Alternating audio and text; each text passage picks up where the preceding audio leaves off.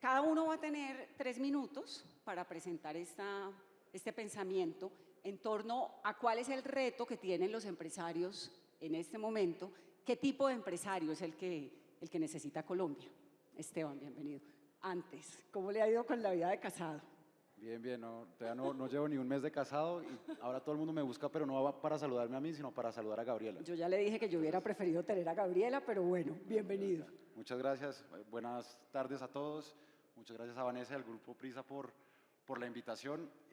Yo soy vicepresidente de CREST, que es un fondo de capital extranjero. Nosotros hacemos inversiones en 6 distintas industrias, en Latinoamérica, Estados Unidos, Europa y el Medio Oriente.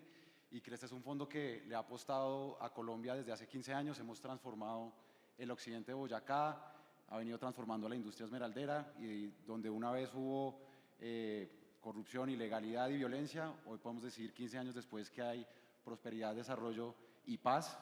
Y la idea de este fondo es seguirle apostando a Colombia, apostándole a su gente y la idea y la razón por la cual me traen al fondo es para empezar a invertir en otras industrias como renovables, industrias de energía, hidrocarburos. Y bueno, yo creo que ahora el reto más importante para el sector privado y para los empresarios es poder tener un diálogo permanente, no solamente con el gobierno nacional, pero también con el gobierno local. Ahí yo creo que es donde se toman muchas decisiones importantes que nos impactan a las empresas y a los fondos, pero muy importante tener un diálogo permanente con las comunidades. Yo creo que todos podemos estar de acuerdo que las empresas hoy en día les importa mucho el entorno en el cual están operando, hacen inversión social, están en permanente contacto con las comunidades para asegurarse que la huella y el paso de la operación o de la empresa sea positivo para la comunidad. Entonces, hemos hecho mucho énfasis en eso y yo creo que los resultados hablan por sí solos. Hoy el occidente de Boyacá, que ha sido tradicionalmente una zona marginalizada y una zona abandonada por el Estado, hoy podemos ver un cambio palpable, vemos a gente con oportunidades, gente con unos ingresos dignos. Entonces eso yo creo que se logra es a través de un diálogo permanente con los diferentes actores, pero también algo que desde el sector privado siempre hemos hecho mucho énfasis es en las reglas de juego claras a mediano y largo plazo, particularmente para este fondo que le quiere apostar a Colombia, que le está apostando a Colombia, que le va a apostar a las energías renovables, es poder tener certeza que las reglas de juego no vayan a cambiar en el corto plazo. Y eso se logra es a través de política pública, a través de mensajes claros del gobierno y de los gremios. Y bueno, la idea es poder trabajar con el gobierno y con los gobiernos locales en ese punto particular de poder mandar un mensaje de certeza, tranquilidad, de reglas claras. Y desde el fondo estamos felices de poder apostarle a Colombia, sabemos de todo el potencial y las oportunidades que hay en el país y yo feliz de liderar ese gran esfuerzo. ¿Las reglas para la inversión en Colombia están claras? Sí, yo creo que, pues, no para hablar de este gobierno en particular, pero en cualquier gobierno lo importante es mandar mensajes que trasciendan los gobiernos, porque estas inversiones no son inversiones que duran 4 años, estas inversiones son a 15, 20, 30 años. Entonces, por eso digo que los gobiernos, los mandatarios nacionales deben es poner esas metas claras y esas reglas de juego claras para que fondos como CREST sigamos apostando y creyendo en el país. ¿Hace cuántos años me dijo que estaba en Colombia? ¿7? 15. 15. Y hay un sector ahí del que usted está hablando que son renovables, energía, hidrocarburos, que para nadie es un secreto que es un sector que en Colombia pues está cambiando, digamos, bajo la administración actual. ¿De qué manera esos mensajes o esos cambios constantes que se están presentando en esta administración ha impactado la confiabilidad inversionista? Nosotros desde el fondo tratamos de no distraernos y estar pendientes de Twitter y lo que pasa en la política del día a día. Nos enfocamos como en las cifras y en los, yo diría que decretos y la regulación, que es lo que realmente nos afecta a nosotros y afecta a la inversión. Sin lugar a dudas, pues hay mensajes contrarios a lo que se quiere y a la agenda que el gobierno ha propuesto.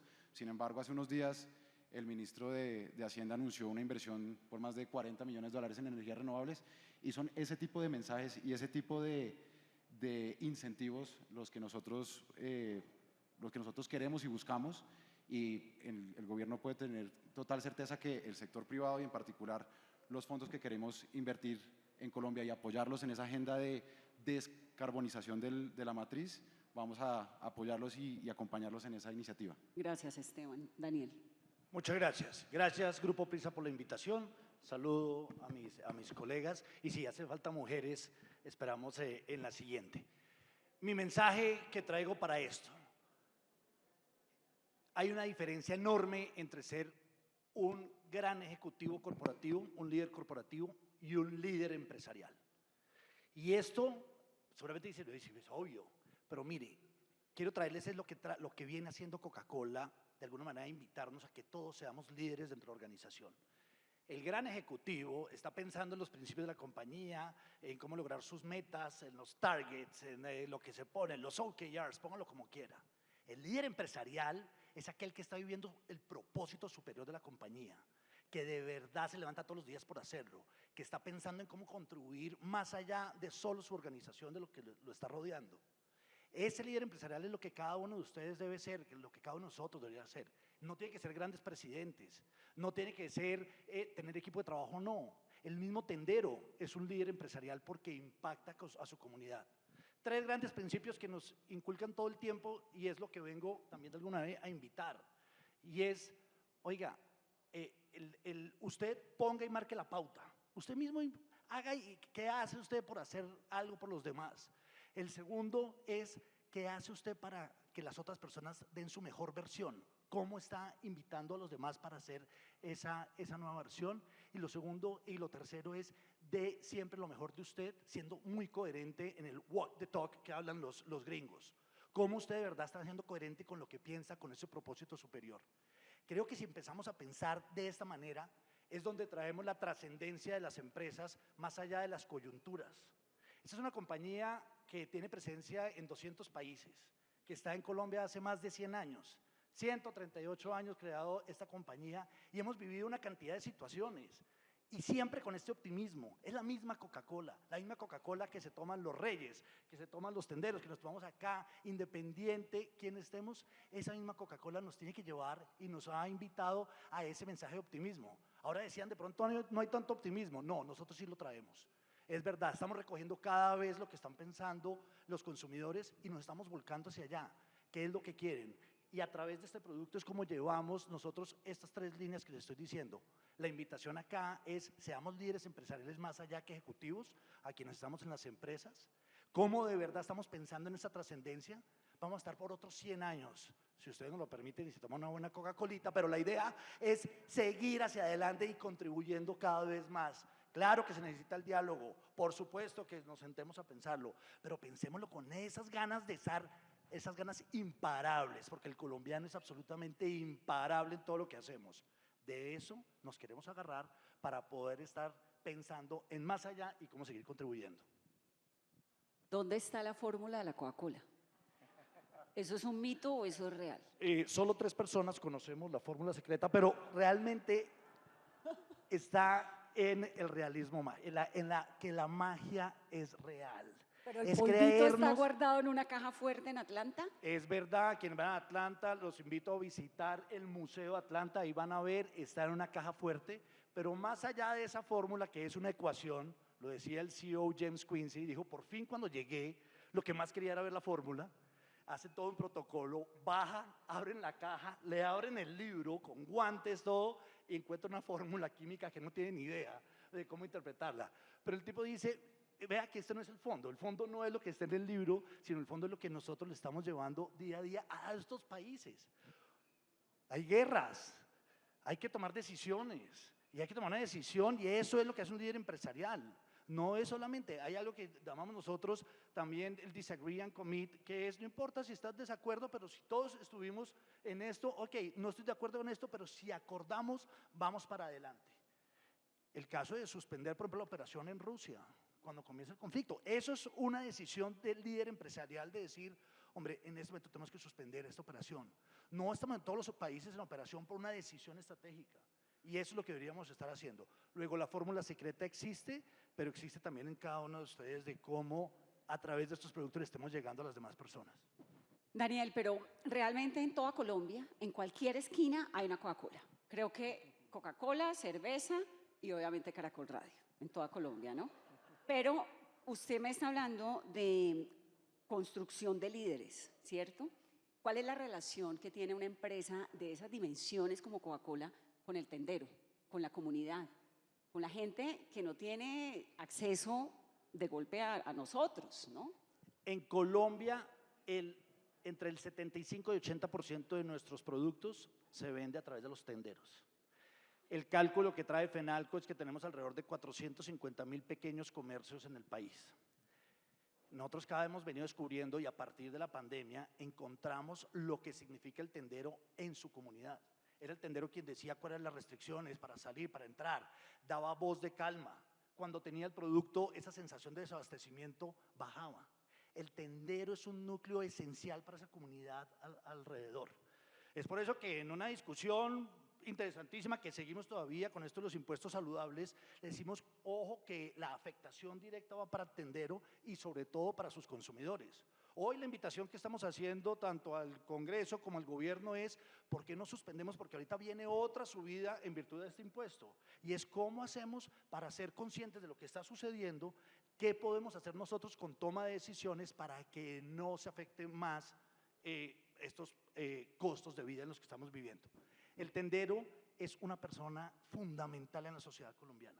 Está súper informado porque oye Caracol todos los días, es una persona que entiende muy bien lo que sucede, está levantado más temprano que todos nosotros, se acuesta más tarde, es la persona donde reúne, le enseña a sumar a los hijos, está chequeando en la cuadra qué pasa. Ese tendero es lo que queremos nosotros construir como un líder también comunitario, pero más allá de que pueda vender o entregar o suministrar algunos productos, es por lo que le puede entregar a la comunidad, porque los tenderos permanecen en los barrios por muchos años.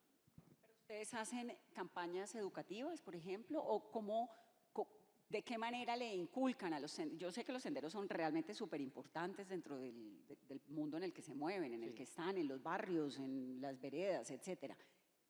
¿Hay alguna campaña de educación que ustedes fomenten con ellos, con sus hijas, con sus familias, de educación sexual, no sé, reproductiva?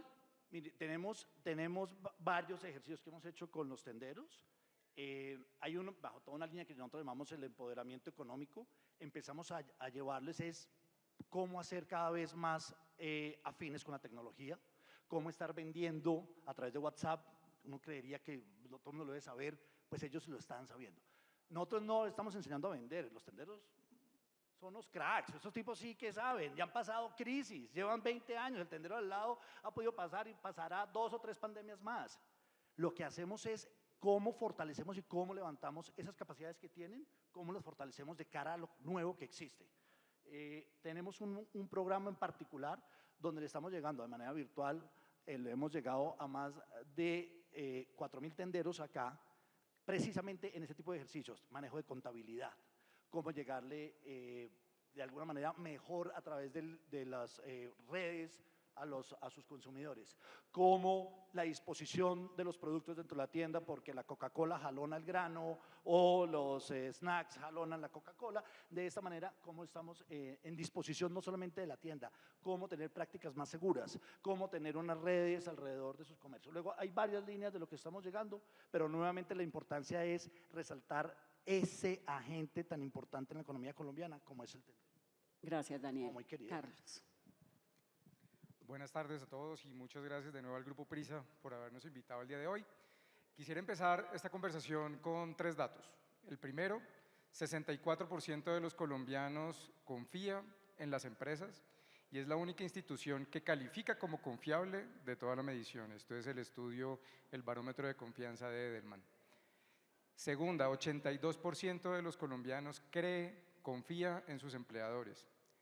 Y el 86% de los colombianos demanda que los líderes empresariales sean mucho más activos en las conversaciones sociales, que estén más activos en las conversaciones sobre cambio climático, medio ambiente, diversidad, inclusión, pobreza, empleo, en fin. Esas cifras demandan que tengamos que hacer un trabajo muy importante desde las organizaciones y desde toda la institucionalidad para aumentar esa confianza. Y eso nosotros desde las empresas creemos que lo podemos trabajar desde dos frentes. Uno, por supuesto como actores económicos muy importantes, es nuestro fin último. Y dos, trabajando una vía en una frase que leí que me gustó mucho que dice, liderando con hechos y actuando con empatía. Entonces, desde esa primera dimensión económica, ¿cómo creemos que podemos mejorar? En la inversión, hasta que no logremos destrabar la inversión en el país, creemos que vamos a tener una situación económica compleja y eso lo podemos ayudar a hacer, no solamente demandando y trabajando de la mano con el gobierno y las autoridades en generar esas condiciones que permitan la inversión, generando esa seguridad física, jurídica, energética, que permita ese crecimiento en la inversión, sino también siendo más atrevidos, si se quiere, en la decisión de esas tomas de inversiones y en la medida de lo posible no diferirlas en el futuro, sino ser más atrevidos, digamos, y empezar a invertir y a creer en el país con una visión más de largo plazo. Dos, creemos muy importante la generación de valor para nuestros consumidores. En Diageo decimos que no vendemos whisky, sino que enamoramos a nuestros clientes con nuestras experiencias. Y en esa medida eso es lo que estamos apostándole, que cada vez que un consumidor decida adquirir uno de nuestros productos, realmente siente el valor que hay detrás de cada peso en que está invirtiendo ahí. Y esa es la apuesta que tenemos especialmente con nuestras marcas, Bucanas, Olpar, Smirnoff, que los invitamos a celebrar esta noche, por supuesto. Tercero, y muy importante, el fomento del turismo. Creemos que por vía del turismo podemos replicar experiencias muy exitosas como la que vemos en Cartagena. En Cartagena nosotros tenemos, si no sabían, uno de los 10 mejores bares del mundo, según el ranking 50 Best, que es Alquímico y que es un motor de turismo y atracción de inversión. Creemos que se puede replicar con una visión regional que nos va a permitir ese crecimiento económico más regionalizado, que es parte de lo que ha sido la conversación el día de hoy. Eso desde lo económico. Desde esa parte de liderar con hechos y actuar con empatía, primero, creemos que es muy importante un rol que es de cierta manera ser guardianes de la información. En medio de tanta infoxicación, si se quiere, tantos fake news, tantas conversaciones polarizadas, creemos que podemos generar una diferencia en términos de filtrar mucho de ese ruido, destilarlo y pasar a nuestras organizaciones información clara y objetiva y pedir de las autoridades la toma de decisiones basada en evidencia científica, en data, más que en ideología.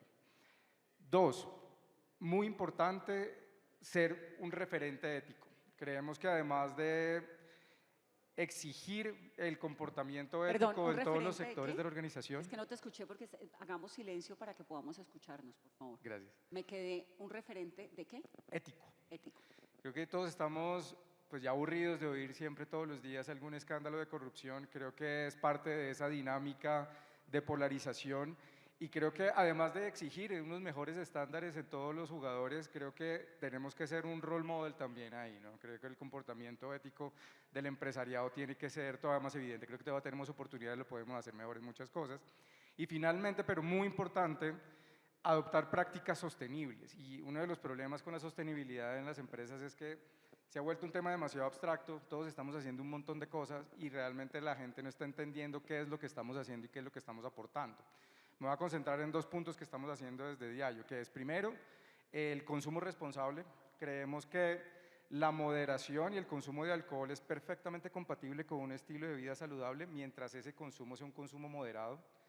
Y para eso una de las líneas más importantes es evitar el consumo de alcohol en menores de edad. En adolescentes, por eso tenemos un programa que se llama SMASH, que ha sido muy bonito, implementado acá en los diferentes colegios del país, con el que hemos logrado formar alrededor de 225.000 menores ya. Y la otra línea que es muy importante, que es la generación de empleo y oportunidades educativas, sobre todo en los jóvenes. Y lo hacemos a través de nuestro programa Aprendiendo para la Vida, o Learning for Life, en el que hemos formado alrededor de 20.000 jóvenes en competencias de formación para el trabajo que les permitan acceder a un primer empleo en todo nuestro ecosistema comercial, bares, restaurantes, distribuidores, puntos de venta, tenderos, en fin. Y de esa manera tenemos un granito de arena, digamos, en la construcción de esas oportunidades para los empleos de los jóvenes, que es una necesidad a gritos en un país con una población de niños tan grande. ¿Cómo hace? Bueno, lo del consumo responsable, los invito que tienen foro ahorita a las 6 de la tarde antes de la fiesta, para que que se quiera matricular allá afuera está el estante. ¿Cómo hace una empresa que se dedica a vender alcohol para enseñarle a la gente cuál es el límite del consumo responsable? Pues mira, aquí yo creo que todos nos conocemos y todos sabemos hasta qué momento el consumo empieza a dejar de ser responsable, pero hay unos tips que son pues fáciles de seguir.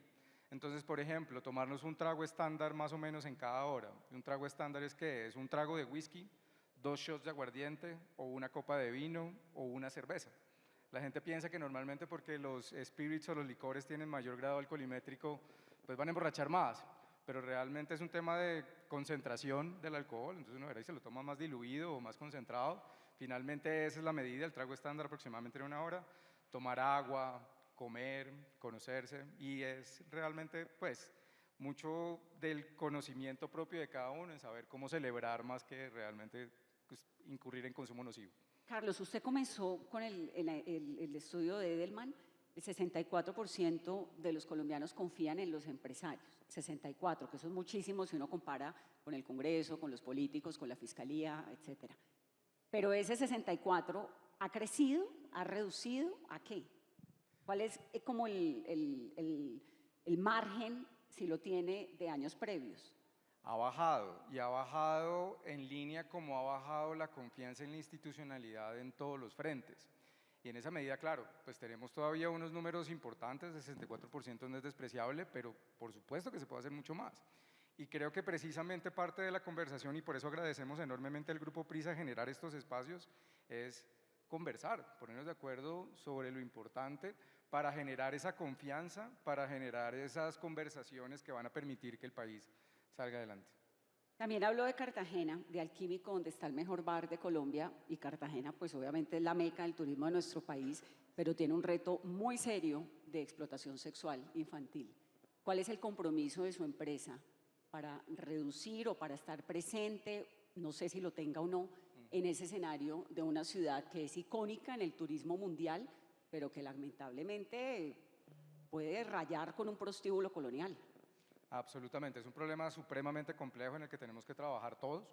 En eso nosotros somos muy afortunados de tener un ecosistema comercial bastante amplio. Entonces trabajamos, por ejemplo, con nuestros aliados de Asobares en iniciativas para reducir precisamente esas problemáticas al interior de los bares. Obviamente lo que ya excede el lugar del consumo es un tema que tiene que abordarse también por las autoridades, y en eso las alianzas público-privadas, en la conversación de alinearnos en qué podemos hacer para evitarlo es clave. Y desde Diageo hemos adelantado, por ejemplo, iniciativas como los bares libres de acoso, en el que obviamente hay una presencia muy importante de mujeres que se encargan de atender a los consumidores, sean baristas, sean barman, sean, bueno, barwomen o sean meseras, y pues enfrentan condiciones muy complicadas en términos de ese acoso sexual, en muchos casos muy desafortunado, que va alineado también con la problemática que mencionabas, y en eso hemos hecho unos programas bien interesantes para evitar y prevenir esos consumos, no solamente desde Diageo, esos comportamientos, no solo desde Diageo, sino a través de nuestros aliados como Asobares o Acodres. Una campaña en Europa del Este y en algunos países europeos, que es que a las personas en el bar les enseñan una palabra que las mujeres podemos usar en caso tal de que el señor del lado nos esté acosando. Entonces uno llega y le dice, regáleme un tequila rojo, y eso lo que significa es que estoy en peligro de acoso o de abuso sexual. Se lo dejo para el récord. Se los comparto, en Colombia se llama Ángela. Cuando ¿Llama vayas cómo? a un bar que sea aliado de Asobares, menciona la palabra Ángela. ¿Ángela? Le digo, hola, soy Ángela. Hola, o llámame Ángela, o estoy buscando a Ángela, o has visto a Ángela, inmediatamente el protocolo se activa. Ah, me parece genial. Es porque no voy a bares. Juan, gracias Carlos. Juan Carlos. Bueno, Vanessa y mis compañeros de panel, buenas tardes ya. Creo que el liderazgo que Colombia necesita por parte de los empresarios tiene que partir necesariamente del ejemplo. Creo que las empresas deben ser un factor que genere esa aspiracionalidad en la comunidad, en su comunidad de trabajadores, en su mercado.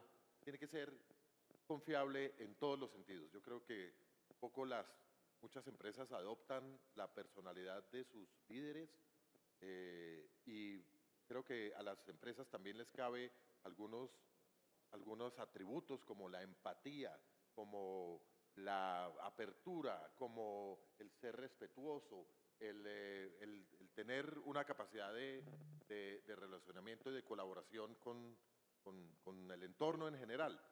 El entorno en general es un concepto muy amplio, pero uno lo puede más o menos dividir. Yo siempre he dicho que hay una comunidad de empresas, está el sector privado y empresarial, está el gobierno y están las comunidades. Y ese es un poco el malabarismo que tiene que operar. Cuando dos de esos de la tríada se ponen de acuerdo, pueden doblegar al otro. Es decir, si la empresa está de acuerdo con el Estado y trabaja con el Estado, es más fácil servir a la comunidad. Si la comunidad está con el Estado, es más fácil dirigir o doblegar o organizar a las empresas. Y así sucesivamente. Creo que tiene que haber una disposición en el liderazgo de las empresas para trabajar con las comunidades y con el Estado. A eso iba en este primer punto y eso se logra, como decías tú, walking the talk, ¿no? Haciendo lo que uno dice que hace. Y eso es importante. Para eso, pues, todas las empresas, cada una, sobre todo las multinacionales y demás, tienen unos sistemas de valores que se vuelven como el credo de la organización, ¿no? La diversidad, el respeto, la honestidad, los estándares de negocio, los estándares de conducta corporativa y de mercadeo, etcétera, son unos atributos muy importantes que es importante elevarlos a los distintos niveles de relacionamiento. Quiero decir que ese liderazgo, pues, no solo es un pilar de estabilidad dentro de la empresa misma, sino dentro de la sociedad. Es decir, los trabajadores, la comunidad, el mercado, se beneficia de sentir que está haciendo negocios con personas que son respetuosas de los derechos humanos, entre otras cosas. Ahí hay un pilar fundamental de esa estabilidad que hoy en día en Colombia tanto se necesita. Es decir, los empresarios tienen que ser un factor que transmita tranquilidad. Y aquí quiero hacer un poco una reflexión acerca de lo que ha venido ocurriendo últimamente en esa tensión que existe entre el gobierno y algunos sectores del sector privado. Algunos gremios se han vuelto como que fueran factores políticos de oposición. Y yo quiero decirlo muy claramente, los empresarios no somos la primera línea de lucha contra el gobierno, ni mucho menos. Empezando porque las empresas duran centenares de años, los gobiernos felizmente solo duran 4 años. Entonces estamos con una visión mucho más amplia, mucho más a largo plazo y no como empresas, como gremios, debemos caer en la tentación de volvernos la oposición del gobierno. Al contrario, creo que hay un deber connatural a todos los ciudadanos y las empresas son ciudadanos corporativos de conseguir que al gobierno le vaya bien y trabajar junto con el Congreso, trabajar junto con el gobierno y el regulador para que logre haber una comunicación, una empatía, de manera que nos vaya bien a todos, porque le va mal al gobierno, le va mal a las empresas, le va mal a las empresas, le va mal al gobierno y a la comunidad en general. Carlos ha venido desde siempre al Festival de las Ideas y este tema de los empresarios con el gobierno pues siempre ha estado en el Festival de las Ideas y de manera muy particular estuvo el año anterior, si mal no recuerdo creo que yo hice el mismo panel y el punto era ese, ¿no? Como qué reflexiones se podían hacer para la construcción de un futuro en el que el empresariado colombiano con el gobierno, que evidentemente en ese momento tenía una relación aún más chocante de la de hoy en día, acababa de pasar la primera asamblea de la ANDI, habían pasado cosas que tenían como muy erizada esa relación. ¿Qué ha cambiado en este año? Yo creo que todos han aprendido un poquito, todos se han cansado un poquito y nos hemos adaptado. Yo creo que hay un entendimiento generalizado de que este país no se va a acabar. Es decir, que aquí lo que estamos viviendo son cambios naturales en cualquier sociedad que no solo pasan en Colombia, sino pasan en toda la región, pasan en todo el mundo, en Estados Unidos, en Europa, y son cambios a los cuales tenemos que aprender a adaptarnos. Esa es otra de las características del liderazgo. Tiene que ser la adaptabilidad. Es decir, los negocios no se cierran porque hay un cambio de gobierno. Las empresas no necesariamente se van porque hay un cambio de gobierno. Tiene que haber, es decir, la ideología no es lo nuestro, pero tampoco tenemos que luchar contra la ideología. Yo entiendo que existe en todas partes, en todos los negocios, pero también en la cosa pública, intereses, ¿no? Y a todo el mundo, pero vuelvo a la ecuación anterior. Si a la empresa le va bien, al gobierno le va bien. Si al gobierno le va bien, a la empresa le va bien. Y a la comunidad le va bien nuevamente. Entonces, yo creo que lo que ha cambiado es que se ha ido decantando un poquito la problemática y la discusión. Y hoy en día llegamos a cosas muy concretas como las que se han discutido aquí en la mañana de hoy. Es decir, la necesidad de buscar un acuerdo, la necesidad de despolarizar, la necesidad de pensar, bueno, ¿qué es lo que viene? Quedan 2 años y viene un proceso electoral donde todo se intensifica, etc. Y hay otro, finalmente para decir eso, porque creo que es importante destacar la relevancia de este evento otra vez. Hoy estamos aquí sentados empresarios, clérigo, dignatarios, alcaldes, gobernadores. Eso es un poco lo que se tiene que promover a una escala aún mayor, que haya consenso, disenso, que haya diálogo, que haya construcción de puentes, y las empresas son fundamentales para que eso suceda. Hoy estamos aquí porque empresas como Prisa Media y como los patrocinadores de este evento decidimos hacer un esfuerzo para promover ese diálogo porque creemos que es saludable para el país. Y además celebro muchísimo que cada año sea más grande, que venga Laura este año como lo hizo también el año anterior, que venga el ministro Cristo, ¿no? Que venga mañana la ministra de Justicia, la defensora, como todo este engranaje. Para terminar con Juan Carlos, un poco la pregunta que le hacía a Carlos, porque British American Tobacco pues es un vendedor de cigarrillos o de vapeadores o de lo que sea, pero de productos que por definición tienen un efecto tóxico en el organismo. ¿Cómo manejan esa responsabilidad, sobre todo con los jóvenes? Mira, el tabaco es un producto que existe desde antes del descubrimiento de América. De hecho, viene de América y Cristóbal Colón lo llevó a Europa en sus primeros viajes. El tabaco es un producto que genera un conflicto y una tensión con la sociedad porque es uno de los pocos productos que bien usados matan. Es el segundo producto más estúpido después de la corbata, ¿no? Entonces, pero es un producto que la gente demanda. Aquí hay una cosa que se llama la libertad. Entonces, hay gente que odia el cigarrillo, pero respeta los derechos de las personas de consumir lo que consideren que quieren consumir, que sea idealmente legal. Este es un producto que contiene una sustancia que genera adicción, que genera combustión, que produce enfermedades pulmonares, obstructivas y crónicas. Pero es un producto donde la industria ha pagado o ha nivelado un poquito ese debate con la sociedad de varias maneras. Primero, no hay un producto más regulado que el tabaco.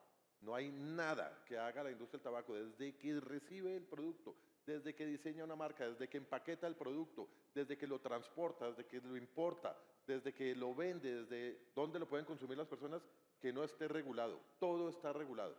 Además, es el producto más gravado que hay en el universo de productos. Es el producto que más paga impuestos.